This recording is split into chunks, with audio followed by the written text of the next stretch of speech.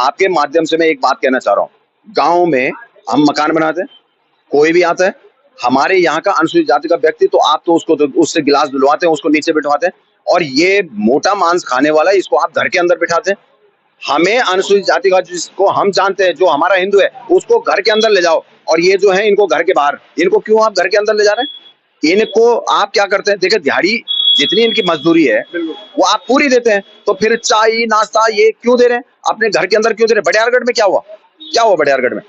उन्होंने जो है अपने घर के अंदर उसको पनाह दी कि ना ना कोई बात नहीं, इसको खाना, और वो उसी बच्चे को प्रेग्नेंट करके चले गया, वो भी। नमस्कार, तो आप देख रहे हैं पुनः गांव की ओर। आखिर क्यों कहता हूँ, जिसे न दिखाए कोई और उसे दिखाता है पुनः गांव की ओर। दोस्तों, आज मैं हूँ श्रीनगर में, और पहले देखिए आप, क्या प्यारा मौसम है, क्या बादल उमड़ रहे हैं, क्या ठंडी ठंडी हवा चल रही है, जो मैं एहसास कर पा रहा हूँ, आप नहीं एहसास कर पाएंगे। और क्या शांत वादियां, जहां आकर मन को सुकून मिलता है। लेकिन अब आखिर कौन है वो लोग जो पहाड़ की इन शांत वादियों में आकर जहर घोलने का काम कर रहे हैं? कुछ दिन पूर्व में आपने देखा होगा, श्रीनगर से एक युवा लखपत सिंह भंडारी जी एक चिंगारी की तरह जो है एकदम से ऐसे आग फैली कि आखिर ये हो क्या रहा है यहाँ पर। कहीं पर नाबालिग बच्चों से दुष्कर्म, कहीं छेड़छाड़, और जैसे कहते हैं टीनेजर 13, 14, 15, 16, 17, 18, 19, यानी कि इन लोगों पर उनकी नजर है। इसके लिए जो है एक मुहिम छेड़ी है भंडारी जी ने। तो आज मेरे साथ में भंडारी जी हैं। भंडारी जी, स्वागत है आपका पुनः गांव की ओर में। हम लोगों की दरअसल क्या है, ये पीड़ा है। और पीड़ा कैसे है, अगर पूरे हम उठा के देखें पूरे गढ़वाल को, मैं बहुत अधिक इधर उधर ना जाऊं, अगर हम गढ़वाल को उठा के देखें तो आप देखेंगे कि चाहे चमोली हो, चाहे रुद्रप्रयाग हो, श्रीनगर हो, उत्तरकाशी में क्या घटना घटी, टिहरी में क्या घटना घटी, आप अगर पूरे शांत गढ़वाल को देखें, ये आए कौन है? ये आए वो हैं जो रोहिंग्या हैं। रोहिंग्याओं ने बिना किसी वेरिफिकेशन के, बिना किसी चीज के, वो पहाड़ों में घुस गए, गांव गांव में घुस गए। और घुसे कैसे? ये सब्जी के ट्रकों में आते हैं, 15-15, 20-20 भर के आते हैं, और वापसी एक नहीं जाते। ये आखिर हैं कहाँ? इन्होंने सारे पहाड़ में जहर घोलने का काम किया, और उस जहर को हमें जो है समाप्त करना है। और कैसे समाप्त करना है? सबसे पहले अपने घर से, हमें जितने भी हमारे बच्चे हैं उनको इस ओर जागरूक करना है कि ये लोग इस प्रकार से, अब देखिए वो हाथ में नाला बांध रहे हैं, टीका लगा रहे हैं, गले में माला डाली हुई है, वो बिल्कुल लखपत बन के घूम रहे हैं, कोई अमित बन के घूम रहा है, कोई कुछ बन के घूम रहा है। वो हिंदू नाम ले लिए उन्होंने, हिंदू नाम लेकर के और फिर घूम रहे हैं, और फिर हम लोगों को मूर्ख बना रहे हैं, हमारे गांव में लोगों को मूर्ख बना रहे हैं। तो इसी प्रकार से वो जो है जहर घोलने का काम कर रहे हैं। आपने ये बेड़ा उठाया भी, हमने देखा कुछ दिन पहले यहाँ पे लोगों ने ये भी कहा गया कि आज यहाँ से जो भारी जो जो मतलब विषैले तत्व हैं, जिनको कि इनके कोई वेरिफिकेशन नहीं है और यहाँ काम कर रहे हैं, उनको भी खदेड़ने का शायद आपने काम किया है। शासन की, प्रशासन की, पुलिस की आपको कितनी मदद मिल पाती इसमें? देखिए, बीच में पुलिस ने क्या करा, पुलिस में नकारात्मक भूमिका निभाई। पुलिस, मुझे लगता है वो कुछ अधिकारियों ने अपनी छवि को चमकाने का काम करने की कोशिश करी।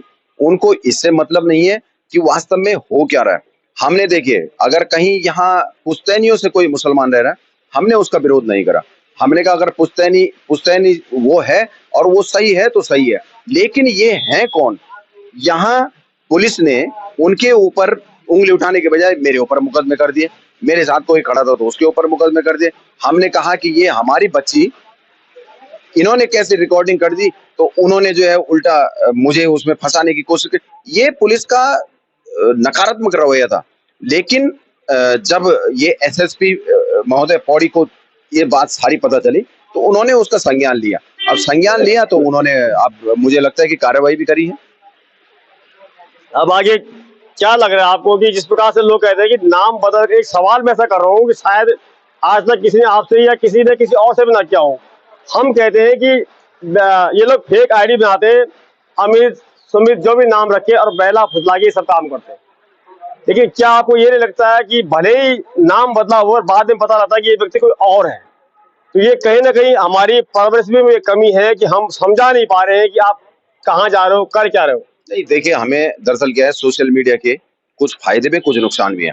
हमें क्या करना है, अपने बच्चों को, विशेषकर टीनेजर को ये समझाना है कि बेटे आप जिसको जानते हैं आप उसकी ही फ्रेंड रिक्वेस्ट स्वीकृत करें, उससे ही कोई बात करें। आप माना जिसको हम जानते ही नहीं है, फर्जी बन करके वो हमारे, अच्छा फिर दूसरा क्या है, माना ये जो हमने एक नाई का लड़का पकड़ा जो अमित रावत बना हुआ था, वो हो सकता है किसी दूसरी फोटो का इस्तेमाल करके वो जानता हो कि अमित रावत ये है, उसकी फोटो। अब मैं तो उस अमित रावत को जानता हूँ, अमित रावत नाम से मेरे पास फ्रेंड रिक्वेस्ट आएगी तो मुझे स्वीकृत करनी है। देखिए इनका क्या है, ये कई प्रकार के हथकंडे अपनाते हैं, और क्या है, इनको होती फंडिंग, ये पूरे ऊपर से फंडिंग हो के आती, इनको किसी से इमोशनल टच नहीं है। अब आप ये लगाइए 84 11वीं में पढ़ने वाली बच्ची को, वो कहता है कि धर्म परिवर्तन कर, फिर शादी करते हैं। क्या करना था उसने, यहाँ से उठा के ले जाता, उसको बेचता, और उस बच्ची का क्या होना था, उसके जितने ऑर्गन्स हैं उनको निकाल करके उसके टुकड़े टुकड़े करके फिर अटैच बंद होके आती। यहाँ जो श्रीनगर में, आप ये बताइए 6ठी क्लास में पढ़ने वाली बच्ची कितनी बड़ी होती है, उसको छेड़ने का, उसका पीछा करने का, उसको फॉलो करने का क्या मतलब है।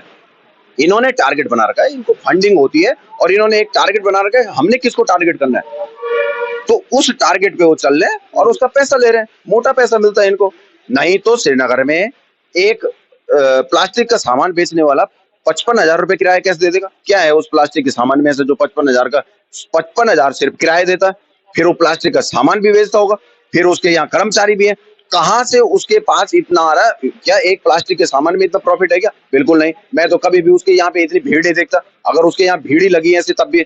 ये एक षड्यंत्र है और बहुत बड़ा षड्यंत्र है इसके पीछे एक बहुत। और आप यहाँ देखिए, जितने रोहिंग्या आए हैं, नए जितने आए हैं पूरे पहाड़ में, मैंने देखा इन्होंने 90% से लेकर 95% लोगों ने महिलाओं से संबंधित उत्पादों को, जिसका संबंध महिलाओं से है, उसकी दुकानें खोली हैं, ताकि महिलाएं हैं वो धीरे धीरे करके उनको जो है इस प्रकार से फैलाएं। आपने वो वाला भी देखा होगा जब उन्होंने कहा कि आपका जो है ये सामान परसों आ जाएगा, आप अपना नंबर दे दीजिए, व्हाट्सएप नंबर दे दीजिए और ये आपके पास पहुंच जाएगा। अब उसने व्हाट्सएप नंबर दे दिया, ठीक है, वो सामान भेज दिया, कल भेज दिया, परसों भेज दिया, उसके बाद वो धीरे धीरे धीरे करके और इस प्रकार का कार्य कर देते थे कि उनके साथ जो है नजदीक या बड़ा बड़ा करके उनको फंसा करके ले गए, उनको भेज दिया। ये काम है इनका। चलिए, कुल मिला के लखपत सिंह भंडारी जी का कहना ये है कि नंबर का आदान प्रदान आगे हो कैसे जाता है, ये ठीक उसी प्रकार से जिस प्रकार से हम कहीं गाड़ी से आते हैं, अपनी पेमेंट करते हैं, हम गूगल पे के थ्रू करते हैं, कोई सामान मंगाते हैं तो नंबर भी आदान प्रदान हो जाता है, जिससे खतरा बढ़ जाता है। एक बात और मैं लखपत भंडारी से जानना चाहूंगा, और आप भी देख रहे होंगे, जहां तक मुझे भी लगता है कि अगला कश्मीर जो है उत्तराखंड बनने वाला है, वो कश्मीर वादियों कश्मीर नहीं बल्कि आतंकवादियों का कश्मीर बनने वाला है। क्योंकि जिस प्रकार से मैं देख रहा हूँ, कई वीडियो में बोल चुका हूँ कि बिना नंबर प्लेट की गाड़ियां धनाधन दौड़ती हुई, और जिन गाड़ियों में नंबर प्लेट है भी, लेकिन जब उनको चेक किया जाता है तो ना इंश्योरेंस है, उनकी पूरी डेट खत्म हो चुकी है। तो इसके लिए जहां तक मुझे लगता है कि पुलिस को भी सतर्क होना पड़ेगा। हेलमेट की आप चेकिंग करते हैं, मैं कहता हूं हेलमेट चेकिंग ना भी हो, उससे ज्यादा जरूरी है कि इनकी नंबर प्लेट देखी जाए कि आखिर एक गाड़ी रजिस्टर्ड है कहाँ की और कौन है। तो इन बातों पर आपको भी नजर बना के रखनी होगी। और सबसे बड़ी बात है, गांव गांव जाकर आपने देखा होगा, सिर्फ और सिर्फ लेडीज से संबंधित सामान को बेचा जाता है।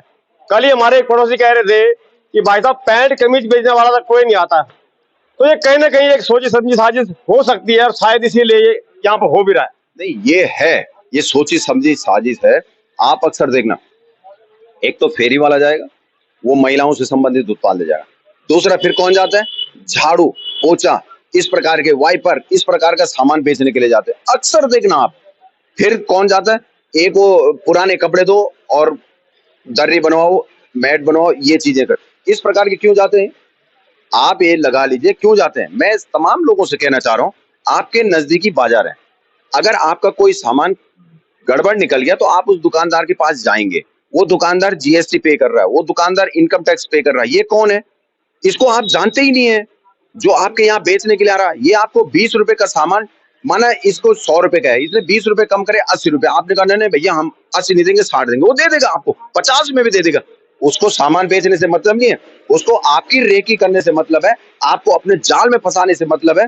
और वो जो है 50 रुपए में भी देगा, लेकिन उस सामान की क्वालिटी क्या हो ये नहीं है, वो आपको दोबारा फिर आएगा और रेकी करेगा, आपसे नजदीकियां बनाएगा और फिर जो है वो क्या होगा, फिर आप एक दिन जो है कट के अटैची के अंदर पैक होकर के आएंगे। ये इस प्रकार से रोहिंग्या जो घुस चुके हैं ना, इनका एकमात्र उद्देश्य ये है।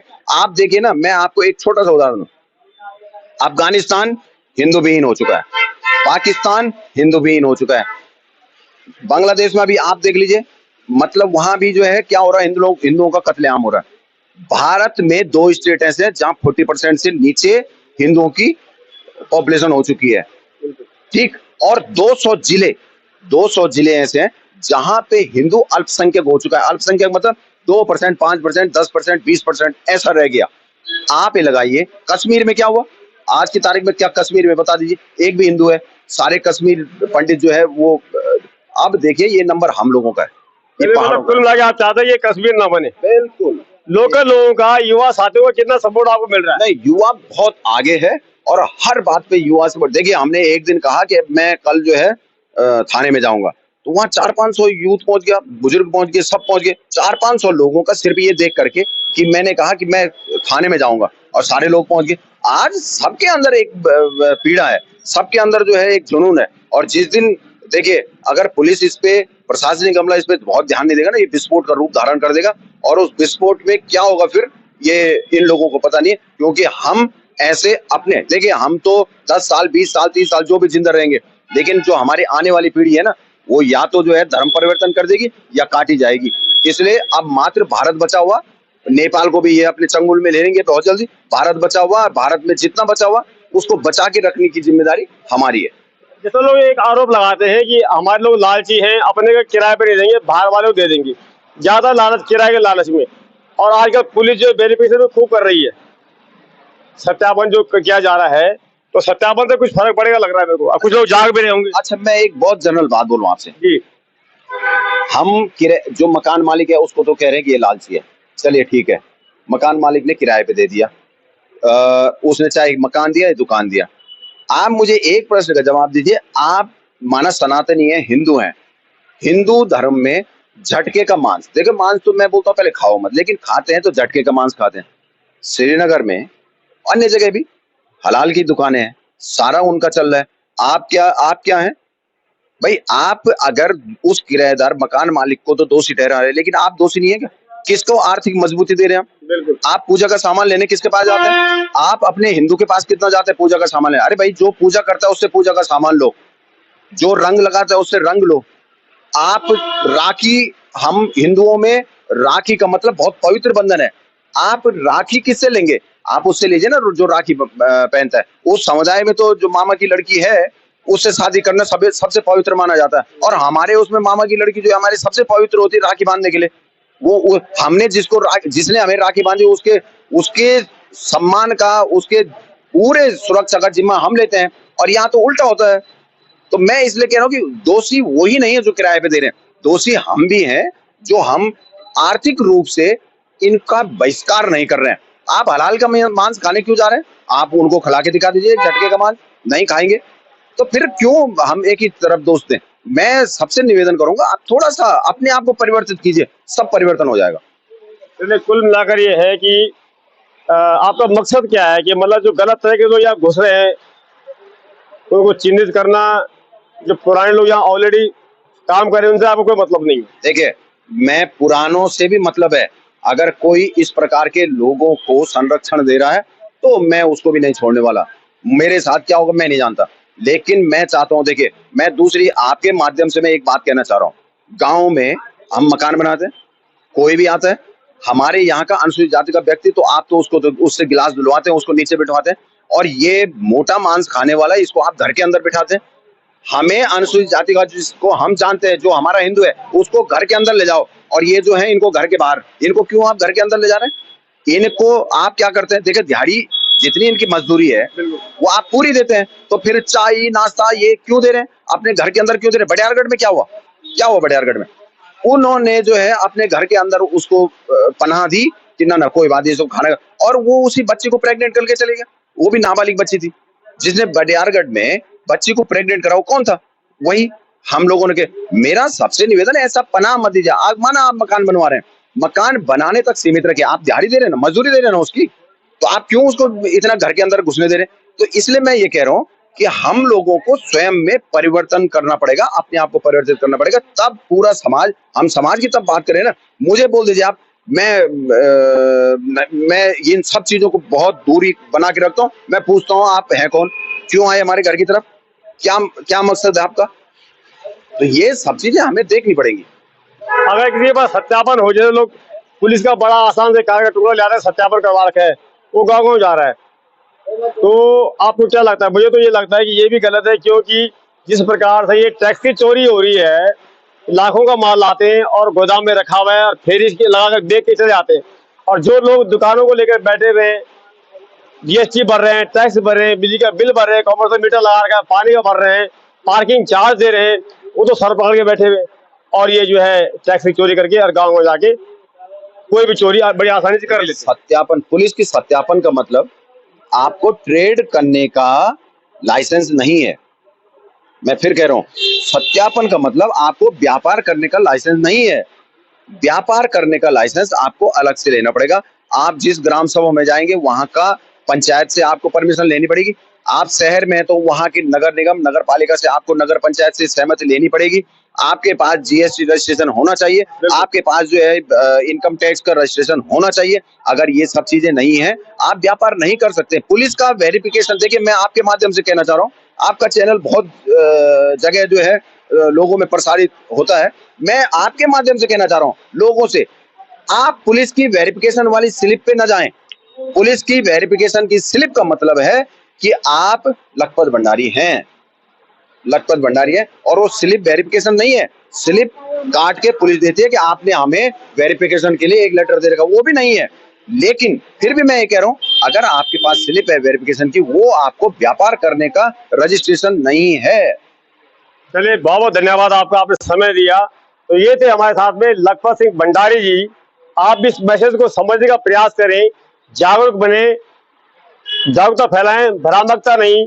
जहां तक कि मुझे लगता है कि भंडारी जी का मकसद भी यही है कि गांव में अगर कोई आता है सत्यापन करने के बाद में, तो उसके पास में व्यापारी का लाइसेंस भी होना चाहिए, उसके बाद पर्ची होनी चाहिए, उसका माल का पक्का बिल होना चाहिए, तब जाके वो कहीं जाकर सामान बेच सकता है।